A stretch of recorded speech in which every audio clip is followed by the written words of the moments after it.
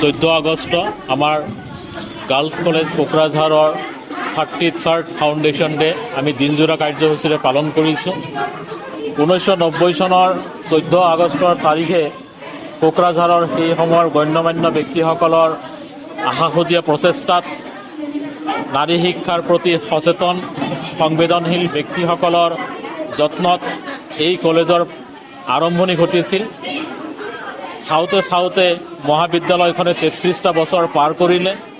এই 33টা বছৰৰ নানা ঘাট প্ৰতিঘাতৰ মাজেৰে আহি আজি এই মহাবিদ্যালয়খনে কোকৰাঝাৰ জিলা, কেৱল কোকৰাঝাৰ জিলাৰ নহয়, গোটেই BTR অঞ্চলৰ ভিতৰতে নাৰী শিক্ষাৰ একমাত্ৰ উচ্চ শিক্ষা অনুষ্ঠান হিচাপে পৰিগণিত হৈছে। 2013 চনত চৰকাৰীকৰণ হোৱা এই মহাবিদ্যালয়খনে নাকৰ দ্বাৰা 2019 চনতে মূল্যায়নকৃত হৈছেগৈ।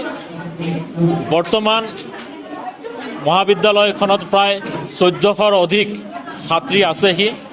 আমি বিভিন্ন আৰ্টছ বিষয়ত অনাৰ্ছ কোৰ্চ আৰু জেনেৰেল কোৰ্চৰ শিক্ষা দি আছোঁহি। আমাৰ এই মহাবিদ্যালয়ৰ নানান সমস্যাবোৰো আছে। শিক্ষকৰ নাটনি, আন্তঃগাঁথনিৰ অভাৱ এইবিলাক আছে।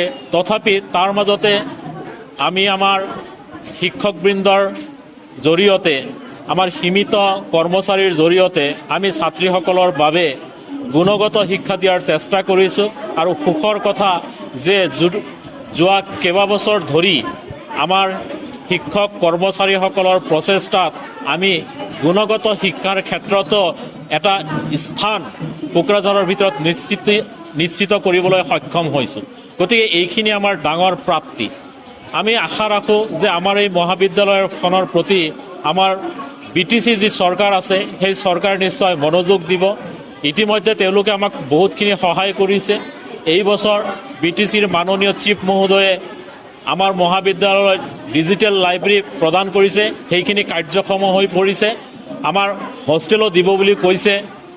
তাৰপিছত আমাৰ অডিটৰিয়ামৰ কিছু কাম বাকী আছে। আমাৰ লোকেল যি MLA শ্ৰীযুত লৰেণ ইছলাৰীদেৱ, তেখেতক আজিৰ এই অধিৱেশন, এই মুকলি সভাত আমি চিফ গেষ্ট হিচাপে মাতিছিলোঁ।